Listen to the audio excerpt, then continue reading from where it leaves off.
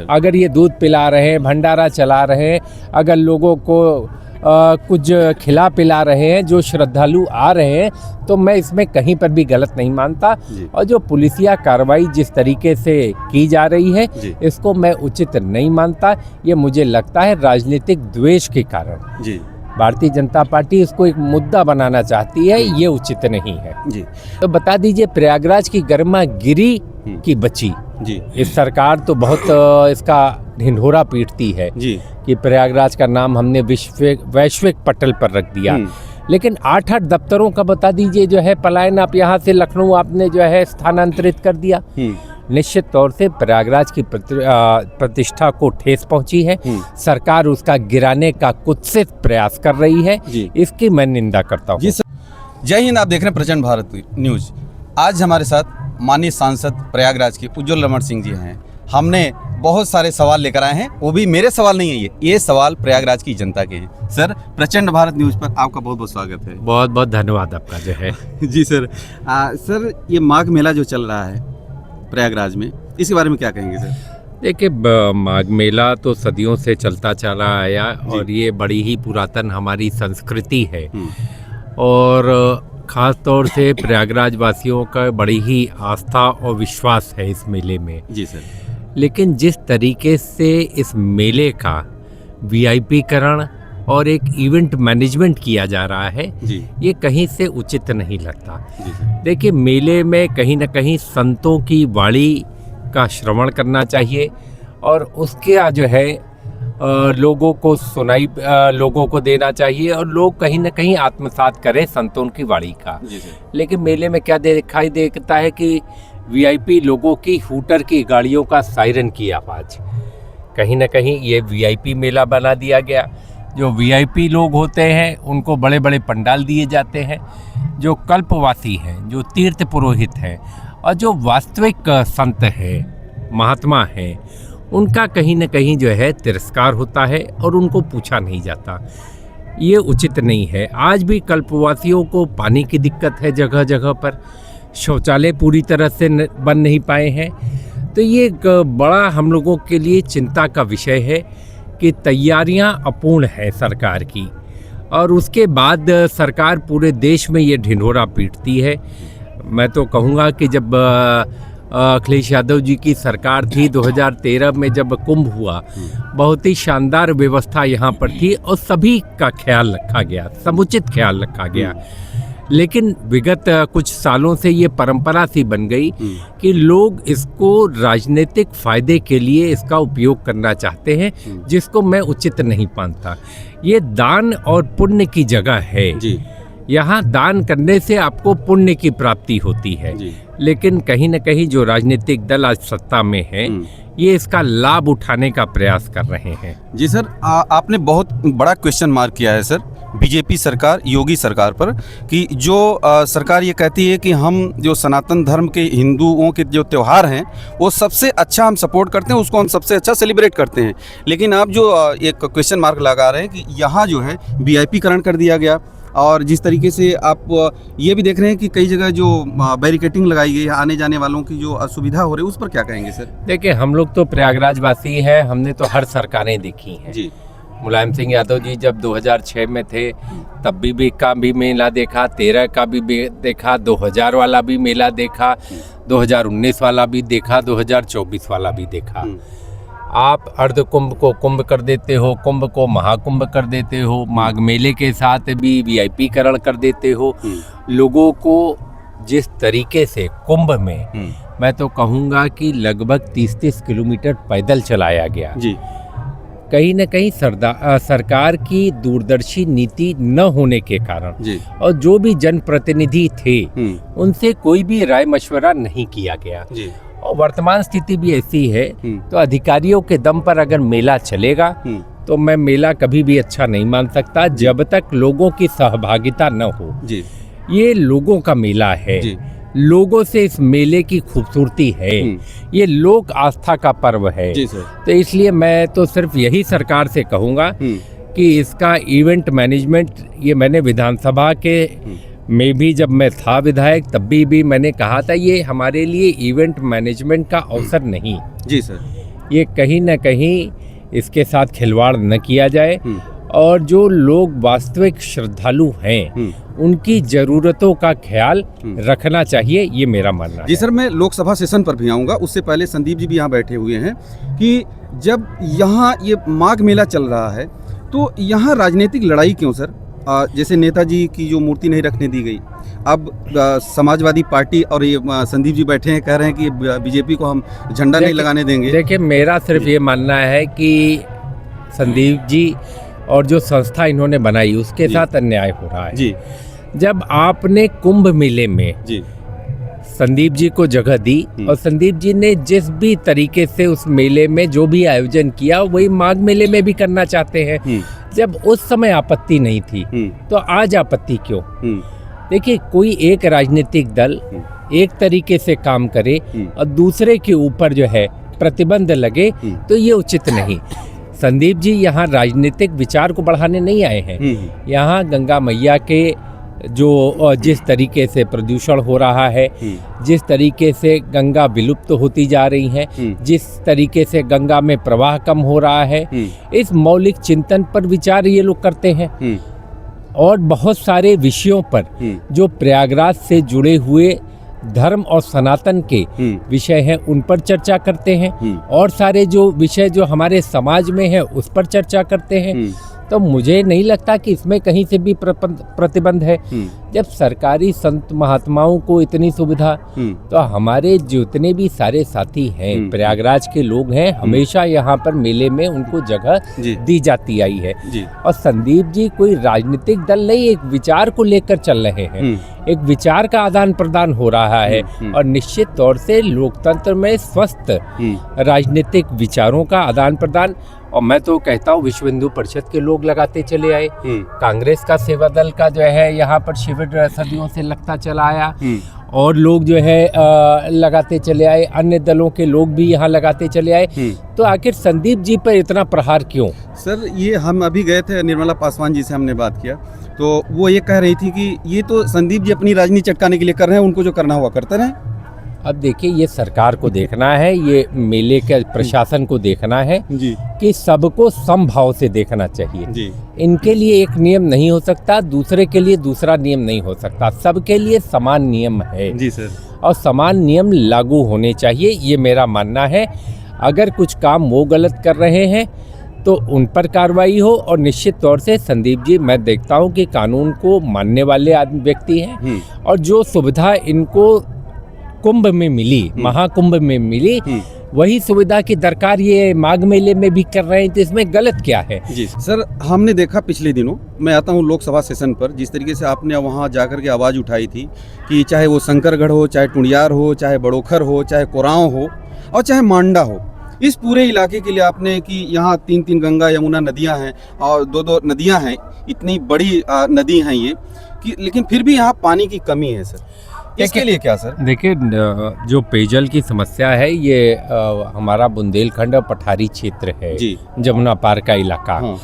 और जिस तरीके से वर्तमान सरकार लंबे समय तक आज उत्तर प्रदेश में है, 8 साल से ऊपर हो गया और दिल्ली में 12 साल से ऊपर की सरकार हो गई, लेकिन इस क्षेत्र ने जिसने इतने प्रधानमंत्री दिए जी सर, और उसके बावजूद इसकी उपेक्षा हो, आज लोग टैंकर से पानी पीते हैं। उन जगहों पर चले जाइए जिनकी मैंने चर्चा की, शंकरगढ़ में गर्मियों के मौसम में टैंकर से पानी की सप्लाई होती है और आज भी सरकार के पास कोई भी ऐसी व्यवस्था नहीं कि वहां पर पानी की सप्लाई की जाए।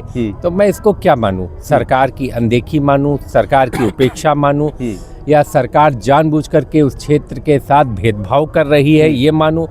मैं तो जितने जिलाधिकारी आए सबसे मैंने ये मुद्दे रखे, लेकिन सरकार की तरफ से या जो बैठे हुए लोग हैं सरकार में, उनकी तरफ से कोई भी ठोस आश्वासन या कोई भी ठोस कार्रवाई दिखाई नहीं पड़ती। तो मेरा मानना है कि प्रयागराज की उपेक्षा वर्तमान बीजेपी की सरकार में, मैंने प्रयागराज की गिरती हुई प्रतिष्ठा का मुद्दा उठाया था कि 8 सरकारी दफ्तरों का पलायन लखनऊ हो गया इस भारतीय जनता पार्टी की सरकार में। जी सर, प्रयागराज से जी, PSQ सहित। PHQ सहित जी और अभी जो सबसे नया दफ्तर जो हटाने की तैयारी हो गई जी वो उच्च शिक्षा निदेशालय। जी सर, बहुत बड़ा क्वेश्चन मार्क इससे एक बार फिर आपने दोबारा खड़ा किया कि प्रयागराज की जो गरिमा है वो गिराने का काम किया जा रहा है। लेकिन सर, ये जो मैं फिर से सवाल पूछने जा रहा हूँ आपसे, ये प्रयागराज की जनता का सवाल कि हम देखते हैं कि आए दिन प्रयागराज शहर में पीने के पानी की समस्या होती है सर, अभी भी हो रही सर, और कहीं कहीं गंदा पानी आता है सर। उसके लिए सांसद जी क्या कर रहे हैं सर?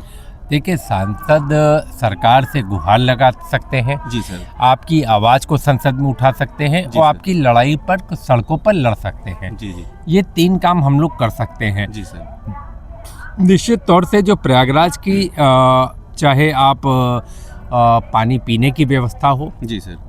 स्वच्छता का मामला हो या शहर के विकास की बात जी। हो, ये शहर गिरता हुआ शहर नज़र आता है। जी ये शहर लगता है कि चारों तरफ से घिरा हुआ शहर है और इसको खूबसूरत बनाने के लिए, इसको बेहतर बनाने के लिए, इसको स्वच्छ बनाने के लिए, इसके विकास के लिए समुचित ध्यान नहीं दिया जा रहा। जी तो सवाल तो उनसे पूछा जाना चाहिए जो लोग सरकार में हैं, जी जिनके ऊपर जिम्मेदारी है, लेकिन वो लोग इन चीज़ों से बचते हुए दिखते हैं, भागते हुए दिखते हैं। ये बड़ा सवाल है जी सर। कि जिन पर सरकार, जिनको लोगों ने 3-3 जगह जिम्मेदारी दी, प्रदेश में भी आप देखिए महापौर और पूरी नगर निगम इनकी है जी और केंद्र की सरकार इनकी, 3-3 सरकारें इनके पास हैं, 3 व्यवस्थाएं इनके पास हैं, और उसके बाद प्रयागराज आज कहाँ पर खड़ा है। जी सर, आज हम गए थे सर सुबह सुबह, आपका जो इलाका है यानी चाका में जो राम सागर चकराना है, वहाँ हम गए। जो मछली गेट की जो रोड है सर, एक तो ये हो गई। 12 में हम गए सर, सरसेड़ी हो गया।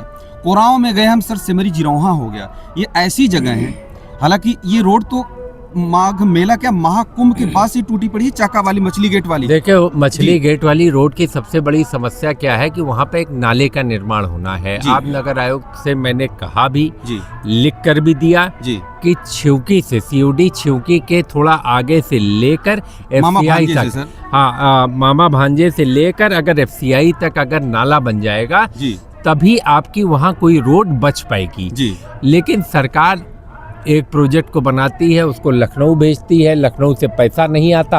आज सरकार क्या कर रही है? खाली टेंडर को पूल कराने में माहिर है। इस सरकार ने PWD के सारे बड़े बड़े टेंडर लखनऊ ले गए, लखनऊ में जो है पूल कराया गया और बड़े बड़े ठेकेदारों को टेंडर से हजारों करोड़ रुपया ये सरकार चुनावी फंड के रूप में इकट्ठा कर रही है। इस तरीके की तो प्रदेश का कहाँ भला होने वाला है? प्रयागराज तो छोड़ दीजिए, ये मैं तो कहूँगा कि बड़े बड़े ठेकेदारों के दम पर, चाहे पानी की सप्लाई का मामला हो, 2000 करोड़ रुपया जो है बिजली विभाग में आया और लगभग जल जीवन मिशन में जो पैसा आया उसके बड़े पैमाने पर भ्रष्टाचार और बंदरबाट हुई। इतना पैसा लग गया, एक जगह पानी की सप्लाई नहीं हुई। तो मैं तो कहूँगा जल जीवन मिशन में जो पैसा लगा है इसकी जांच होनी चाहिए, उच्च स्तरीय जांच होनी चाहिए, दूध का दूध पानी का पानी होना चाहिए और जो दोषी हैं उनके खिलाफ कार्रवाई होनी चाहिए। सर, आप ये कह रहे हैं, आपका क्वेश्चन मार्क ये कि ये इसमें कुछ न कुछ घपला है, दाल में काला है, दाल में काला है भाई, सारे गड़बड़ झाला है सर, बिल्कुल गड़बड़ झाला है। और जब सरकार बदलेगी निश्चित तौर से जांच होगी और जो लोग दोषी होंगे उन पर कार्रवाई भी होगी। सर, फिर हम आपसे सवाल कर रहे हैं जनता की, जब मैं जाता हूँ क्षेत्र में आपकी घूमता हूँ सर, तो ये जो कुरांव का जो सिमरी जिरौहा है सर, आज इतने साल देश आजाद हो गया, आज भी लोग इतने कीचड़ में आते हैं सर सिमरी जिरौहा में। बिल्कुल सही बात है। सरसेड़ी है सर, हम गए थे वहाँ, आज भी वो कई गाँवों से वो रोड गुजरती है सर, करीब 50 गाँव से, लेकिन वहाँ की रोड नहीं बन पा रही सर, 12 की। देखिए जो है वो लिख कर दिया गया नव निर्माण के लिए, और बेला मुंडी की एक हमारी सड़क है, आप जसरा ब्लॉक में, वो आप 3 किलोमीटर सड़क देख लीजिए, इतनी जर्जर है, आप कभी जाकर देखें। उसके लिए बराबर हम लोग लिख रहे हैं, कह रहे हैं, अधिकारियों को बोल रहे हैं, लेकिन कहीं न कहीं ये सरकार जो है इनके जो है कान पर जू नहीं रेंगता। जी सर। ये वही काम करते हैं जहाँ पर पैसा दिखाई पड़ता है। जी सर। ये टेंडर पूल कराने वाली सरकार है, भ्रष्टाचार के आकंठ में और अहंकार में डूबी हुई सरकार है, इनका जनता से सरोकार नहीं है। सर, इस बार संसद में कौन से मुद्दे होंगे सर आपके? देखिए, हमारा हमेशा मुद्दा प्रयागराज हमारी प्राथमिकता है जी सर। प्रयागराज के विकास का मुद्दा, प्रयागराज के उत्थान और उत्कर्ष का मुद्दा जी। हमारा महत्वपूर्ण मुद्दा है जी। जैसे नैनी का औद्योगिक क्षेत्र है जी जी। अब मृत प्राय पड़ा हुआ है। हाँ। इसकी मांग को भी हमने लोकसभा में उठाया। कोई भी फैक्ट्री आप देखिए चलती हुई दिखाई नहीं पड़ रही। आप मेजा कताई मिल को देख लें, मेजा कताई मिल का भी बुरा हाल है जी। आज भी सरकार उसके लिए कुछ भी नहीं कर पा रही। पेपरों में घोषणाएं की घोषणा आती है। आप देखिए, जब अखिलेश यादव की सरकार थी, सरस्वती हाईटेक सिटी बनी, आज जितने भी उद्योग लग रहे हैं वहाँ पर लग रहे हैं। आप अखिलेश यादव जी की सरकार ने वहाँ पर एक यूनिवर्सिटी दी जो कि इन्होंने नामकरण कर दिया अपना स्टेट यूनिवर्सिटी। बनाया किसने जी? देन किसकी थी जी? अखिलेश यादव जी की देन थी। मुलायम सिंह यादव जी ने 3 फैक्ट्रियां यहाँ पर दी। थर्मल पावर प्लांट जो 12 वाला है, जो मेजा वाला है और जो करछना अभी बना नहीं, ये तीनों उन्हीं के जमाने की देन। तो मैं तो कहूँगा, और कांग्रेस पार्टी की देन जो है हमारा इंडस्ट्रियल एरिया जो है। तो बीजेपी ने क्या दिया? बीजेपी ने जमुना पार को, प्रयागराज संसदीय क्षेत्र को, इलाहाबाद शहर में क्या काम किया? यहाँ पर अंतर्राष्ट्रीय क्रिकेट स्टेडियम होना चाहिए था। आप देखिए, हर जगह इलाहाबाद में मेट्रो की व्यवस्था अखिलेश यादव जी ने कहा था। हमने संसद में इस बात को कहा। उन्होंने 2016 में कहा था कि अगर 17 में सरकार बनेगी तो यहाँ पर मेट्रो बनेगी। लेकिन आज मेट्रो का आता पता नहीं। सारे बड़े बड़े शहरों में मेट्रो बन गया, प्रयागराज शहर में मेट्रो क्यों नहीं बना? ये उपेक्षा ही तो है। सब जगह क्रिकेट स्टेडियम बन गया, प्रयागराज शहर में जो है क्रिकेट स्टेडियम क्यों नहीं बन रहा है? जी सर। आके खिलाड़ी कहाँ खेलने जाएगा? जी सर। तो इसलिए मैं कहूँगा, प्रयागराज शहर घोर उपेक्षा का शिकार है। और आने वाले दिनों में जब सरकार बनेगी तो इसके समुचित विकास का मॉडल और खाका हमारे पास तैयार है, जिससे यहाँ का विकास हो सकेगा। सर, 2 सवाल और कि जो घोगन का जो पुल है सर, बहुत दिन से सर अपेक्षित है वो बनने के लिए, और जो देवघाट का पुल है सर, उसके एक्सटेंशन का सर बहुत पुराना हो गया है वो। तो ये दोनों, और एक बड़ोखर में जो सर, जी, बड़ोखर में जो पानी की जो समस्या है सर, उसके लिए आपका क्यों? देखिए, बड़ोखर के पानी के लिए भी वहाँ पर जो है इन्होंने आश्वासन दिया कि जल जीवन मिशन में जो है पानी जो जा रहा है उसके माध्यम से जो है वो सप्लाई करेंगे। मुझे नहीं लगता जल जीवन मिशन कामयाब स्कीम है। ये आने वाले दिनों में भ्रष्टाचार की भेंट चढ़ चुकी है और इसका पानी कहीं पहुँचने वाला नहीं है। जी सर। जो मेरा मानना है, तो वहाँ पर एकल पेयजल योजना बने, अगर जरूरत पड़े तो उसको टुड़ियार से या देवघाट से जोड़कर वहाँ पानी की सप्लाई की जाए। पहले भी देवघाट से पानी जो है बड़ोखर में आता था। तो चाहे टुड़ियार से ले ले, चाहे देवघाट से ले ले, और उस पानी को जो है वहाँ पर पंप करके वहाँ पर पेयजल योजना बननी चाहिए, तभी बड़ोखर को पानी मिल सकेगा, नहीं तो पानी मिलने वाला नहीं है। सर, एक लास्ट क्वेश्चन कि ये पूरे शहर का जो वेस्टेज वाटर है उसको हम इकट्ठा करके एसटीपी लगा करके, जो हमारे यहाँ इतना बड़ा जो रेलवे स्टेशंस हैं, वो रेलवे के जो डिब्बे हैं उनकी धुलाई के लिए, और जो हम बाकी सिंचाई के लिए इस्तेमाल करते हैं उसको क्यों नहीं कर सकते? आपकी राय अच्छी है। गंगा जमुना दोनों नदी पर आज गऊ घाट से बलुआ घाट के बीच चले जाए, नाले अभी भी ऐसे हैं जो सीधे जमुना में गिर रहे हैं और जमुना का पानी गंगा में मिल रहा है और दोनों नदियां प्रदूषित हो रही हैं। तो सरकार खाली अडानी को, खाली बड़ी बड़ी कंपनियों को ये एसटीपी प्लांट्स देती है, पैसे की बंदरबाट करती है, और प्रयागराज शहर की दुर्दशा इसी कारण है। यही तो हमारे संदीप जी का चिंतन और मंथन यहाँ पर हो रहा है। इसी के तो गोष्ठी करना चाहते हैं जिसका सरकार विरोध कर रही है। भाई, इसी को तो उजागर करना चाहते हैं, जो बड़ा भ्रष्टाचार और बड़ा खेल हो रहा है कि आखिर प्रयागराज में गिरने वाली नदियों का जो है सीवेज कब बंद होगा? हजारों करोड़ नमामि गंगे में खर्च हो गए, कहाँ गया? इसी का हिसाब मांगते हैं तो पुलिस इनको प्रताड़ित करती है, इनके साथ अन्याय करती है। तो इसको ये बंद होना चाहिए, और मैं तो कहूँगा कि इन बातों की चर्चा खुलकर होनी चाहिए, चाहे माघ मेले में हो, चाहे यूनिवर्सिटी के अंदर हो, और चाहे शहर में हो, ये हर जगह इस बात की चर्चा होनी चाहिए। माननीय सांसद जी, आपने बात किया, इसके लिए बहुत बहुत धन्यवाद। धन्यवाद।